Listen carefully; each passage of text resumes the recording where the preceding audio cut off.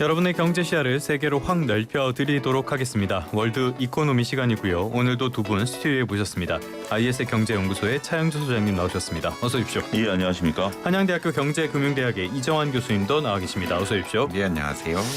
월드 이코노미 시간인데 매일 트럼프 이야기만 해서 트럼프 분석 코너라고 이름을 바꿔야 되지 않을까라는 생각도 들어요. 어제 트럼프의 첫 의회 연설이 있었습니다. 어제 보니까 외신들의 평가가 굉장히 냉혹하게 평가가 나오고요. 통합을 이야기한 거는 트럼프의 넥타이밖에 없었다 이런 평가까지 있더라고요. 예상대로 폭스뉴스는 좋은 평가를 했지만요. 아무튼 간에 두 분 어제 연설은 좀 전반적으로 어떻게 보였습니까? 일단 미국 그 유권자들이 좀 듣고 싶어하는 얘기들을 좀 했었던 거라고 저는 판단을 해요. 그러니까 이제 네. 그 트럼프를 과연 글로벌 대통령으로 봐야 되느냐, 아니면 미국 내에 하나의 그러니까 이제 단위의 대통령이냐라는 것에 과거에 이제 미국 대통령의 위상이다라면 전자 쪽에 조금 그래도 우리가 그렇죠. 무게 중심을 좀 뒀었죠.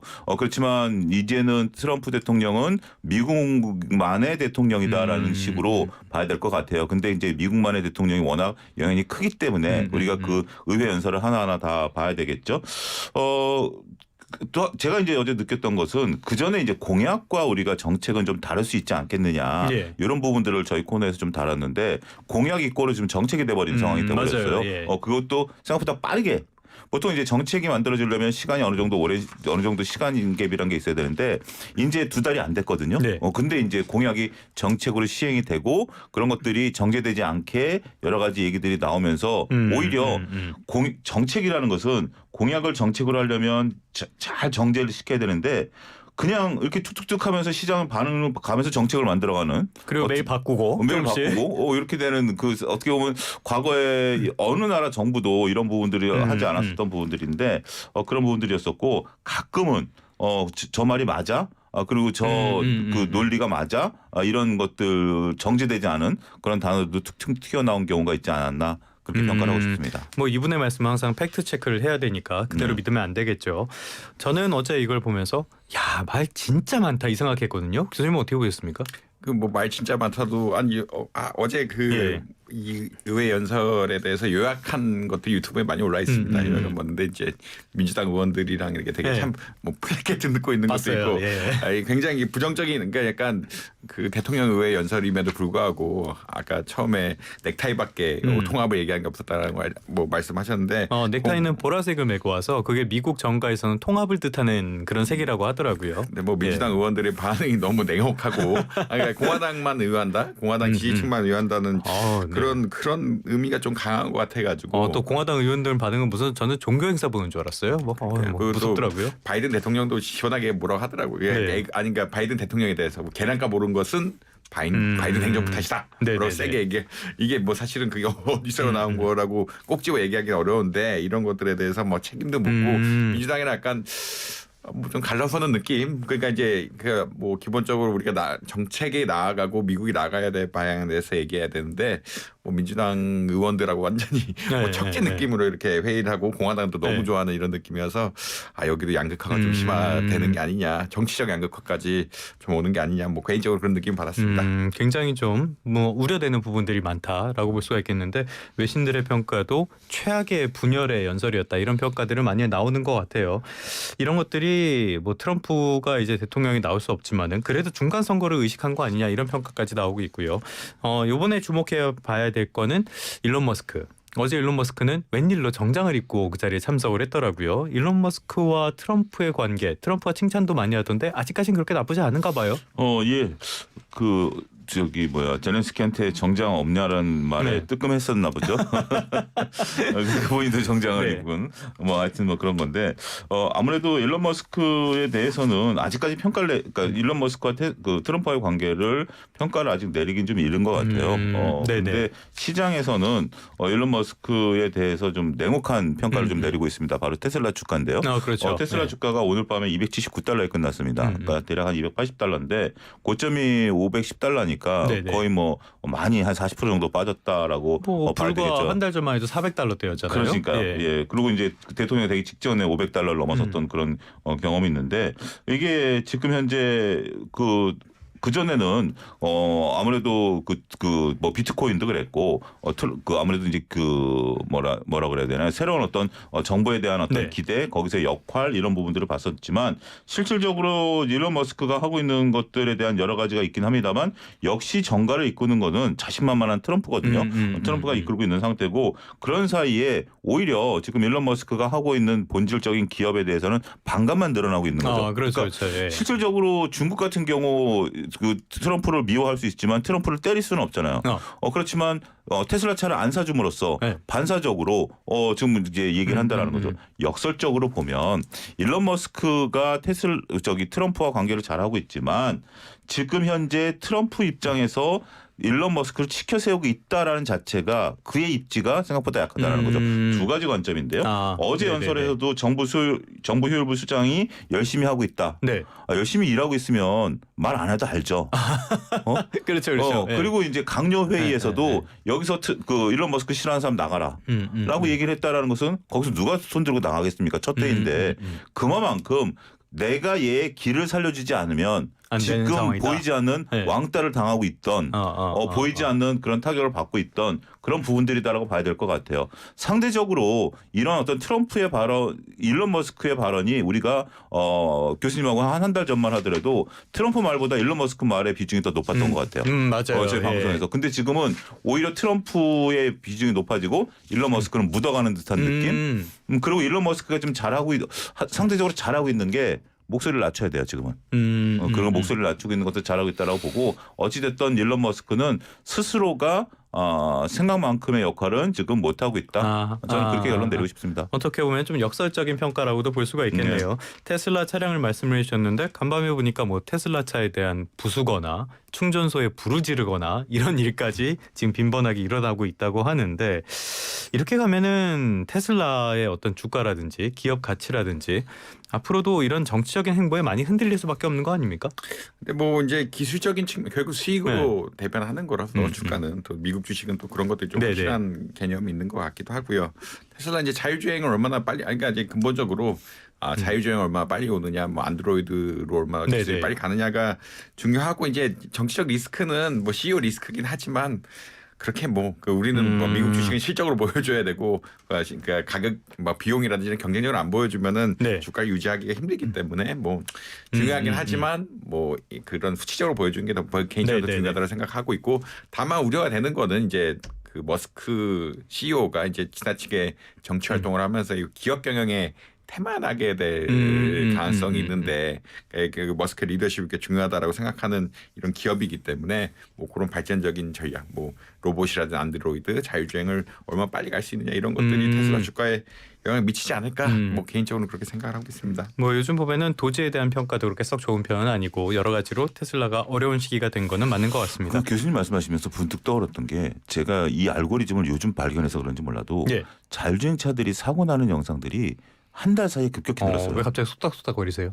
그러니까 이제 이거는 제가 왜 그러냐면 제가 이 부분이 그전부터 그런 영상이 있었는지는 모르겠습니다만 갑자기 이제 중국 내에서 자율주행차들이 사고 나는 것들이 영상으로 돌아다니기 시작했다라는 것들을 보면 상대적으로 FSD를 지금 중국에서 실험하고 있는 가장 큰 기업이 테슬라이기 때문에 그러니까 저희들도 그랬잖아요. 아무래도 이게 사고가 안 날 일은 없는데라고 얘기를 했었는데 이게 이제 영상화됐다라는 것은 어떻게 보면 중국에 보이지 않는 의도일 수도 있다.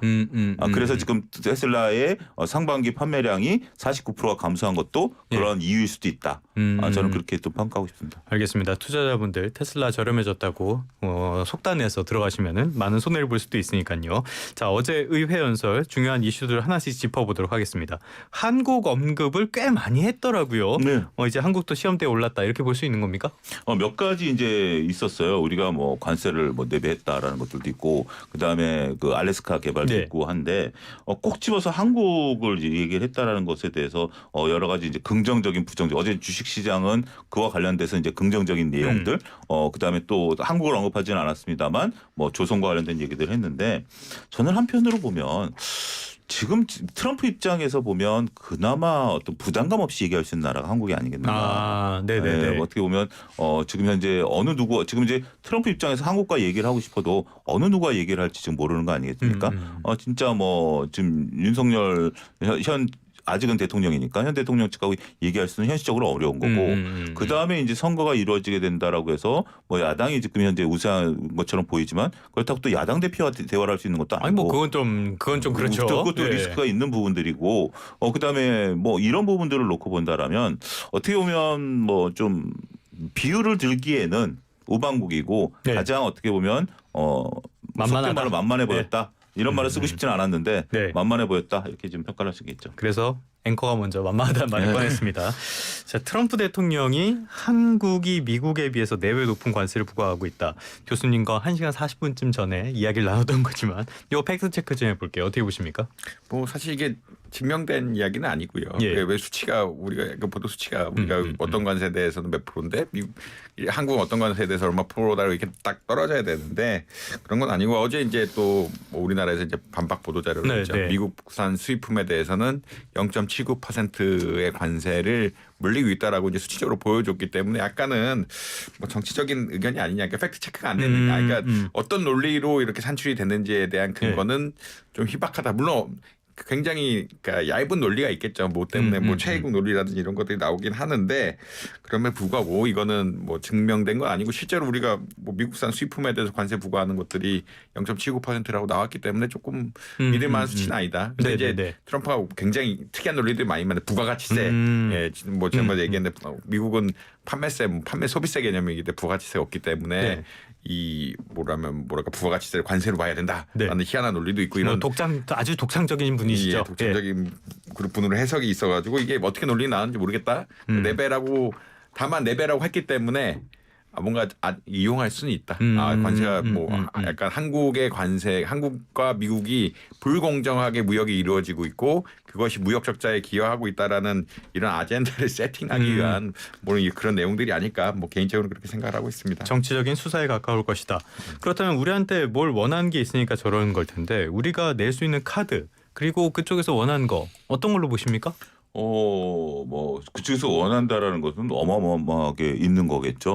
어마어마하게 있는 거겠죠. 근데 이거는 저도 이제 4배라는 걸 가지고 어제도 또 다양한 방송에서도 할 말이 없더라고요. 4배 근거가 없으니까. 근데 이 전략이 불과 얼마 전에 썼었던 전략이죠. 젤렌스키한테 썼던 전략이죠. 우리가 그만큼 니네한테 군사 원조를 잃겠다. 그러니까 우크라이나에서 우리 그렇게 받은 적이 없다. 아마 말문이 막혔을 거예요. 받은 적이 없다. 그리고 니네가 줬다 그러는 건 니네 군수사업체로 간 거 아니냐? 아 그래? 그럼 빼고 광물 줘. 라고 했었던. 그러니까 우리는 4배라는 것에 대해서 지금 앵커리징 당한 거예요. 4배를 급급하다 보니까 그럼 우리 이런 거였어. 아 그래? 그럼 니네가 뭐 해서 부가가치세까지 상호관세를 했었으니까 그럼 우리가 한 5% 10% 때릴게. 그러면 그 논리에 지금 저는 먹혀 들어가고 있다라고 생각해요. 그러니까 4배는 잊어버려야 된다라고 보는 거죠. 소위 말하는 말렸다. 말린 거죠. 4배는 말린 거라고 저는 우크라이나 똑같은 전략이다라고 보고 지금 그 트럼프가 우리한테 원할 수 있는 것은 방위비. 미군 주둔에 대한 방위비. 전 세계에서 가장 큰 미군 해외 주둔 기지를 갖고 있음에도 불구하고 그 비용을 우리한테 부과하려고 하는 움직임, 안보 비용이라든지 그다음에 이제 다양한 어떤 뭐 우리가 지금 현재 미국으로부터 수입하고 있는 부분들에 대한 것들, 수출하고 있는 것에 대한 것들, 이런 것들. 그다음에 또 이런 부분들이 있을 수 있겠죠. 트럼프식 계산이라면 우리가 중국의 선박 업체들을 억제면 니네 한국이 덕보는 거 아니야? 그러면 우리한테도 또 뭔가 좀 어드밴티지가 있어야 되는 거 아니야? 우리 때문에 니네가 이득을 보는 거니까. 뭐 그런 식의 장사꾼적인 계산 충분히 있을 수 있기 때문에 저는 우리가 먼저 이런 것들이 있죠. 인도처럼 먼저 우리가 내주고 협상을 하자라는 그런 논리도 있는데 저는 그 논리에는 그렇게 긍정적이지는 않습니다. 일단 상대방의 패를 보고 우리가 결정을 해도 늦지 않는다라고 봐요. 그래서 우리가 먼저 패를 꺼내주면 트럼프는 우리가 그런 경우 있잖아요. 예를 들어서 물건 사러 갔을 때 흥정할 때 이거 2만 원 불렀는데 15,000원에 삽시다라고 해서 저쪽에서 그래 오케이 15,000원 가져가세요. 그러면 괜히 뭔가 속은 느낌이잖아요. 내가 10,000원 불렀어야 되는 거 아니야? 그런 거기 때문에 먼저 우리가 가격을 제시할 필요는 없겠다. 저는 그렇게 정리하겠습니다. 참 협상하기가 어려운 분입니다. 어떻게 보면은 미국의 마피아나 일본의 야쿠자나 이런 분들의 논리랑 비슷한 것 같기도 하고요. 자 이런 와중에 트럼프의 발언이 또 달라진 게 하나 있어요. 간밤에 많은 분들이 보셨을 것 같은데 멕시코와 캐나다산 자동차에 대해서 한 달 동안 관세를 매기지 않겠다. 배경은 뭡니까? 뭐 일단은 나머지에 대해서는 관세 매기겠다고 그렇죠, 보시면 될 것 같고요. 뭐 이게 한 달 관세를 안 매기겠다는 거는 미국 뭐 개인적으로 봤을 때는 미국 자동차 업계가 좀 고통을 따르기 때문에라고 생각하는 입장입니다. 왜냐하면 미국의 자동차 시장은 많죠. 네. 기업이 많기 때문에 경쟁이 심합니다. 경쟁이 심하다는 얘기는 관세를 붙이면은 그러니까 수익이 좀 줄어들 수밖에 없는 구조. 관세를 붙이면 25% 관세 붙으면 25% 가격 올릴 수 있는 게 아니라 네. 가격은 뭐 15%만 올려야 되는 이런 상황들이 어떻게 25% 올려요? 예. 워낙 경쟁이 치열하고 미국 내 생산한 자동차랑 또 멕시코에 수입한 자동차끼리 경쟁이 붙을 거고 이런 거기 때문에 아니 그 보다 작은 차에 관세가 붙어가지고 25% 관세가 붙어가지고 예를 들어 소형차보다 준진형차의 가격이 낮아진다? 이러면 완전히 또 뒤틀리는 거거든요. 그렇죠. 예, 그런 이런 현상들이 발생을 할 수가 있기 때문에 자동차 업계들이 불만이 많다. 그리고 왜냐하면 특히나 이제 GM이나 포드 이런 큰 업체들이 멕시코 생산 기지를 가진 것도 많고 자동차 노조는 환영하던데. 그렇죠. 근데 고용이 늘어나니까 고용이 늘어나니까 환영하는데 근데 이제 그거 그러니까 업체 입장에서는 기업 입장에서는 수입해온 차들에 대해서 그러니까 수입은 아니죠. 사실 예전엔 수입이라 생각 안 했으니까 그 국경을 건너온 차들에 대해서 관세를 자꾸 물려야 되는데 그게 이제 워낙 경쟁이 심하고 자동차는 이게 층위가 쫙 나눠져 있는데 어떤 건 가격 확 올라가고 미국 생산 가격이 안 올라가고 이렇게 되면은 경쟁이 버틸 수도 없고 가격을 어느 정도 맞춰야 되는 이런 상황들이 발생하기 때문에 미국 기업이 너무 힘들어서 좀 유예를 한 것이 아니냐. 그러니까 자동차를 만드는데 특히 밸류 체인이 캐나다라든지 멕시코가 중요한 이런 상황들이기 때문에 GM, 포드 이런 업체들의 의견이 좀 반영된 게 아니냐라고 생각할 수밖에 없고 또 미국은 자동차의 나라 아닙니까? 그렇죠, 자동차 그렇죠. 가격이 움직이면은 또 민심이 흔들릴 수도 있기 때문에 물가도 오를 것이고. 물가도 그렇고 그런 이슈가 있는 것 같다라고는 개인적으로 생각합니다. 멕시코, 캐나다 니들 따위는 내 알 바 아니고 자국 산업을 보호하겠다라는 의도로 볼 수가 있을 것 같은데 자동차 살펴봤고요. 반도체도 살펴봐야 되겠습니다. 반도체 지원법, 바이든 행정부에서 했던 칩스법 이거를 끔찍한 법안이라고 언급하면서 폐지 방침을 밝혔어요. 일단 폐지가 가능은 한 겁니까? 그렇죠. 칩스법에 어차피 법이라는 것에 대해서 우리가 이제 칩스법을 했다 하더라도 그 원하고 자기네들이 또 그 공화당이 상원의원을 갖고 있기 때문에 이것을 뭐 폐지한다. 처음에 트럼프 대통령이 행정서명을 한 게 그 바이든의 행정서명을 다 바꾸는 중지시키는 그런 서명을 했기 때문에 뭐 가능은 하다라고 봐야 되겠죠. 안타까운 것은 이제 우리나라의 이제 기업체들이 특히 이제 삼성전자 같은 경우 지금 현재 칩스법에 따라서 일기 칩스법에 따라서 그러니까 그 바이든 행정부 때 칩스법에 따라서 우리 79억 달러 받기로 했는데 그렇죠. 예. 그걸 바이든 대통령이 행정서명했는데 아직 79억 달러 입금 안 됐거든요. 네네네. 근데 이제 이 부분에 대해서 아직은 이제 해놓은 게 있기 때문에 들어온다 안 들어온다로 얘기하기는 어렵지만 그 이후에 79억 달러를 받는다 하더라도 그 이후에도 계속 들어와 줘야 되거든 돈이. 그런데 그런 부분들이 사라지게 된다라면 원래 이제 이런 거죠. 우리가 삼성전자가 미국에 지금 이제 공장에 이제 들어갔고 이제 그걸 잘 활용하는 방안으로 봐야 되는데 현재 지금 삼성전자가 미국에 공장을 지어야 되느냐라는 것에 대해서 근본적으로 보면 여러 가지 논쟁거리가 있을 수 있거든요. 그렇죠. 그런데 원래 기업이 공장을 짓는다라는 것은 필요에 의해서 하는 거 아니겠습니까? 그런데 이제 이런 거죠. 제가 예를 들어서 옷을 하나 만약에 이제 좀 살이 빠질 것이면 이제 옷을 하나 필요하면 사야 되겠는데 당장 야 세일하니까 옷을 사라라고 한다라면 그건 사놓고 후회하게 되는 경우가 종종 생기게 되는 거 아닙니까? 그런 경우다라고 좀 말씀드릴 수가 있겠죠. 반대로 긍정적으로 생각하면 어찌 됐건 삼성전자가 미국의 공장을 지금 현재 완공을 앞두고 있는 상태이기 때문에 오히려 관세를 피해갈 수 있다라는 측면에 있어서는 이 부분에 대해서는 우리가 좀 안타깝긴 하지만 받을 돈 못 받았기 때문에 안타깝긴 했지만 긍정적으로도 해석할 수 있는 방향.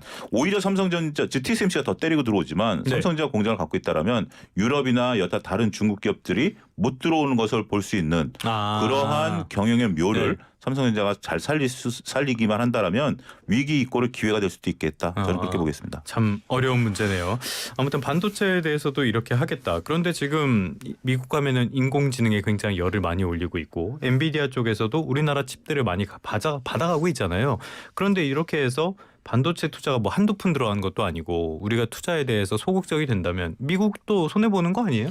뭐 관세는 다 손해보는 거고 보조금 지급 역시 안 해주면은 투자가 위축되는 그런 결과를 만들 수가 있기 때문에 손해를 볼 가능성이 높다라고 보시면 될 것 같은데 지금 뭐 미국의 약간 행보는 이런 것을 실제로 줄일 건지 안 줄일 건지 약간 애매모호하고 보조금을 줄 테니까 투자를 더하라고 하든가 뭔가 약간 자꾸 협상의 카드로 쓰려는 이런 경향들이 이게 실제 그러니까 네. 인플레이션 감축법 같은 경우는 그러니까 흔히 말하는 트럼프 행정부의 기존은 맞지가 않기 때문에 네네. 보조금 주는 걸 아예 그러니까 지워버렸다고 이야기하는데 반도체는 또 다른 이야기거든요. 반도체는 뭐 그 탄소 에너지를 쓰든 말든 상관없는 이슈라서 사실 짓는 게 맞는데 그러니까 TSMC처럼 거대한 투자를 더 많이 지어라라고 유도할 수도 있고 이게 좀 애매모호하니까 그러니까 모든 게 다 협상 카드로 자꾸 넘어가다 보니까 법도 그렇고 행정명령도 그렇고 관제도 그렇고 지금 보기에는 협상 카드 했다가 또 진짜 뭐 하기도 하고 어떨 땐 또 뺐다가 막 이렇게 그렇죠, 왔다 갔다 하는 그렇죠. 이런 좀 멀리 날 것 같아. 예측 불가한 이런 권면들을 보이고 있기 때문에 실제로 뭐 보조금을 다 줄지 좀 덜 줄지 근데 보조금 그대로 두되 투자를 더하게 유도할지 뭐 네네. 이게 좀 협상의 대상인 것 같다. 어쨌든 미국을 위해서 돈을 더 쓰라라는 네네. 입장은 크게 변화는 없지만 잘 그 어떻게 갈지를 어떻게 튈지 좀 예측하기 어려운 것 같다라는 말씀 드릴 수 있을 것 같습니다. 정말 예측하기가 어렵습니다. 아마 본인도 앞으로 본인이 어떻게 할지 모를 것 같아요. 아무튼 간에 트럼프가 갑자기 몫을 박듯이 말해서 사실 어제 들으면서 깜짝 놀란 게 하나 있는데 알래스카 이쪽 가스 개발에 우리나라가 참여할 것이다. 이런 식으로 조율도 안 하고 나서 발표한 건 또 처음 본 것 같아요. 일단 알래스카 가스 유도법이 뭔지 이거부터 설명 부탁드릴게요. 그 알래스카가 사실 러시아가 예전 그 제정 러시아가 미국에 팔았는데 예. 천연 자원이 많습니다. 천연 자원 그 중에 대표적인 천연가스라고 보시면 될 것 같은데 네네네. 이제 아무래도 너무 지역적으로 좀 멀리 떨어져 있고 하다 보니까 그 유전에서 한국까지 연결시켜서 항구에서 수출을 하겠다라는 큰 이 계획이 이제 알래스카 가스 유도법이라고 보시면 될 것 같고요. 예, 예. 다만 그 미국의 그 셰일 혁명이라 그러죠. 셰일 혁명이 터지면서 그러니까 이게 셰일 가스? 셰일 가스가 나오기 시작하면서 2007년에는 뭐랄까 그러니까 2007년에 이 알래스카 가스 유도법이 결국은 의결이 되기 시작했는데 예. 2010년대 상황을 보니까 셰일 가스 가격이 너무 다운되다 보니까 LNG 생산 가격이 그렇게 수익성이 안 나고 네네네. 또 배관으로 와서 배를 실어가지고 딴 데로 가야 되는 이런 상황들이기 때문에 수익이 안 나가지고 좀 투자를 못한 게 아니냐 엑스모빌이라든지 이런 데서 글로벌 기업들이 투자를 하려다 보니까 수익이 좀 안 나서 좀 멈췄던 거였는데 이제 트럼프가 친환경을 버리고 이제 LNG 화석 에너지 개발 그리고 이제 우리나라보다 투자해서 개발 본인이 하게 우리 대기업 미국 기업들이 하는 게 아니라 오늘 이거 만들면은 그 흔히 말하는 배관도 만들 수 있고 그 LNG 배도 해갖고 뭐 운송할 수 있는 게 아니냐 그 우리나라 강점이 있는 LNG 선박 같은 것들을 또 할 수 있는 게 아니라 투자를 유도하는 이런 경향들이 있어가지고 남의 돈으로 투자도 하고 돈도 벌고 하는 제가 좀 피고 있는 이런 것들이 아닌가라고 개인적으로 생각하고 있습니다. 놀부심 보네. 아무튼간에 그러면 이렇게 해서 이게 남의 돈으로 투자를 받아서 자국에 이익이 되는 일을 하겠다. 이러면은 우리 정부나 기업들이 여기에 그냥 발을 확 들여 넣기도 어려울 것 같아요. 고민될 것 같은데. 왜 자기네 돈으로 못했을까요? 수익성이 안 되니까 그렇겠죠. 실성이 안 되는 거죠. 그 교수님 말씀하신 것처럼 이게 천연가스가 있는 건 아는데 거의 이제 파면 이게 생산 단가에 따라서 움직이는 거기 때문에 여러 가지 다른 그 이제 가격과 움직이는 거죠. 그 동안에 이제 셰일 오일을 못했던 게 굉장히 비쌌던 오일인데 이게 그 $70, $80 그 전에 $100 넘었던 건데 이게 상대적으로 싸진 상태에서 이제 이걸 캐야 되는데 자 질문 한 가지 드리겠습니다. 알래스카에서 파이프 묻어갖고 오면 되는 거 아니야? 알래스카에서 공사는 겨울에 할까요, 여름에 할까요? 여름에 해야겠죠? 겨울에 합니다. 겨울에 합니까? 왜냐하면 땅 안 파질 것 같은데. 왜냐하면 지금 이제 묻혀 있는 지역들이 도시 지역이 아니에요. 그냥 이제 광활한 상태인데 네네. 여기다 이제 파이프라든지 이걸 운송할 때 도로가 깔려 있는 게 아니거든요. 네네네. 도로가 깔려 있는 게 아니기 때문에 겨울에 얼어 있는 상태에서 도로를 그 눈을 치우면서 도로를 만들어. 제가 왜 이걸 아느냐? 그런 어떤 트러커라는 어떤 그런 영상들을 옛날에 즐겨봤었는데 이 트러커들이 겨울에 얼어 있는 얼음 위를 빙판 위를 한 24시간 달려가는 거예요. 그렇게밖에 할 수 없는 거예요. 그렇게밖에 못 가요. 거기 아니면 그 동토지대 아니면 그러다 보면 트럭이 강에 빠져 있고 목숨 걸고 가는 거예요. 어마어마한 비용이죠. 거기에다 뭐 하나 파이프 큰 거 하나 얹어가지고 24시간 동안 졸면 죽는 거예요. 졸지 않고 가는 거고 그 얼음이 녹기 시작하고 하면 운송 중지. 새로운 사실이죠. 그 어마어마한 비용 때문에 그 비용 때문에 개발을 못했던 거예요. 그걸 우리한테 내라는 거예요. 수조 달러를. 그럼 우리가 그걸 덥석 물을 수 있을까요? 못 물죠. 그러니까 우리나라 예산보다 많은 돈이에요. 그런 거기 때문에 이런 부분에 대해서는 더군다나 지금 하겠다는 게 2030년 이후 2032년 이후 아니겠습니까? 그때 트럼프는 당연히 없죠. 왜냐하면 이제 한 번 했기 때문에 당연히 없는 거기 때문에 이 부분에 대해서는 우리가 충분히 검토해보고 우리가 컨소시엄으로 참여할 수 있는 그런 부분들이 저는 있다라고는 봐요. 하지만 이걸 우리가 수혜로 본다라고 한다라면 네. 그러니까 우리가 지리를 잘 알아야 되는 이유가 알래스카 그러면 단순하게 딱딱 해온다라고 하는데 지금 개발 안 된 지역은 그런 지역이다라는 것도 참고로 말씀드리겠습니다. 저는 고등학교 때 지리 빵점도 맞은 적이 있어서 이런 거 잘 모르고 있었습니다. 이런 것도 알아야지 전반적으로 돌아가는 흐름 같은 걸 확실히 알 수 있을 것 같아요. 지난 주말 조금 더 시야를 넓혀보도록 할게요. 참 이것도 굉장히 이례적인 모습이에요. 이례적이라는 말을 트럼프 2기 출범 이후에 대체 몇 번을 하는 건지 모르겠는데 트럼프 대통령이랑 우크라이나 젤렌스키 대통령이 아주 공개적으로 싸웠단 말이에요. 어떤 게 문제가 됐습니까? 일단 뭐 평가는 이제 젤렌스키 대통령이 트럼프 대통령한테 약간 TV쇼 차원에서 좀 당했다라는 의견들이 좀 많은 것 같아요. 그게 약간은 그러니까 러시아에 대해서 그러니까 좀 벤스 부통령이 사실 공격수로 나가가지고 좀 젤렌스키의 화를 돋구는 이런 전략으로 사실 어떤 개념이냐면 러시아에 대해서 뭐 이 전쟁 이런 게 약간 뭐 잘못한 거야라고 하는 이런 발언을 통해서 젤렌스키를 화가 나게 하고 일단 의도적으로 도발을 하고 고성이 나면서 결국은 전반적으로 트럼프가 약간 중재를 하는 이런 느낌이 나지만 결국은 트럼프 이걸 협상을 오히려 결렬시키려는 이런 것들이 그러니까 쇼를 통해서 젤렌스키 대통령의 어떠한 행보들을 보여주는 게 아니냐라는 평가들이 좀 많은 것 같아요. 미국 외교는 버라이어티 쇼가 아닌데 아무튼. 근데 원래 트럼프 대통령이 또 그 쇼 전문가이기 때문에 그런. 아니, 젤렌스키 대통령도 쇼 전문가잖아요. 폭스 뉴스하고 다른 뉴스하고는 좀 다를 수 있겠죠. 이해했습니다.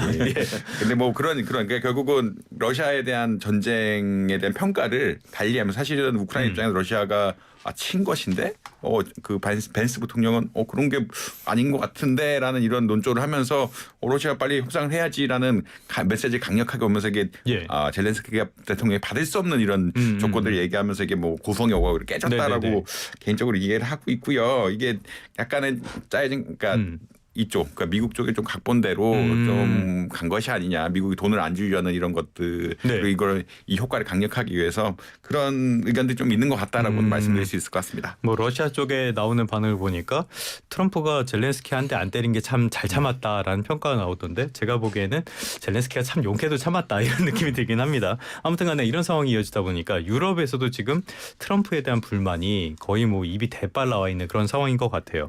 유럽도 미국이 없는 이후를 많이 대비를 하고 있는 것 같은데 지금 문제는 유럽이 군축 같은 거를 할 수 있는 군사 장비를 더 늘릴 수 있는 이런 능력이 없지 않나요? 그렇죠. 지금은 이제 그 경제가 상당히 좀 어려울 때 입이 대팔로 나온다 하더라도 큰 형이 돈 안 주겠다는데 이제 어떻게 보면 미국 입장에서 황당할 수가 있죠. 우리가 그동안 동생들 먹여 살렸는데 지금 이제 내가 안 준다니까 니네가 불만을 토로해?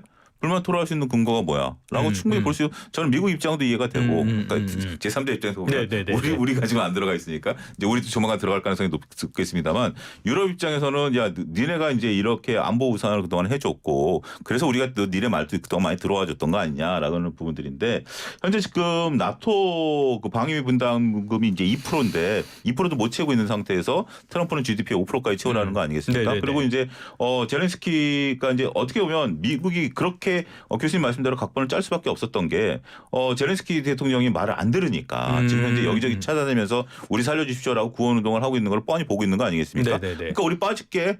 그래 니네들끼리 알아서 해봐 라고 하니까 바로 꼬리 내린 거죠. 그리고 이제 영국도 찾아갔더니 유럽은 오케이 우리가 도와줄게 하지만 실질적으로 안 되고 능력이 안 되고 실질적으로 도와줘야 되는 영국도 미국 말 들어 이게 지금 이제 이런 식으로 나오고 있는 거 아니겠습니까? 어쨌든 발등에 불인 건 사실이겠죠. 근데 그렇다고 해서 트럼프가 얘기하는 대로 5%를 다 채울 수 있는 부분들은 분명 아닐 것이고 그리고 이제 러시아도 이제 전쟁이 실질적으로 일어난다라고 보기에는 어렵겠죠. 원래 전쟁은 선진국 사이에서는 잘 안 일어나는 게 그럴 수밖에 없죠. 불문율이다라는 부분들이 있기 때문에 그래서 이제 자꾸 이제 트럼프는 그렇게 아젠다를 던지는 것 같아요. 5% 안에 그래 그러면 우리 무기 조금 더 사주든지 아니면 딴 걸로 하자라는 어떤 그런 식으로 갈 수밖에 없고 더군다나 그렇다고 해서 러시아가 뭐 독일과 싸우겠습니까? 폴란드랑 싸우겠습니까? 그런 부분들 물론 이제 제가 단언하기는 어렵습니다만 현실 가능성이 좀 상당히 높지는 않다라는 측면에 있어서 보면 지금 유럽 입장에서는 가뜩이나 경기 안 좋고 이런 상태에서 볼멘 소리가 나올 수는 있겠다 이렇게 정리하겠습니다. 참 약속의 비애랄까요? 이럴 때야말로 이 안보의 중요성이 더더욱 강조가 되는 것 같습니다.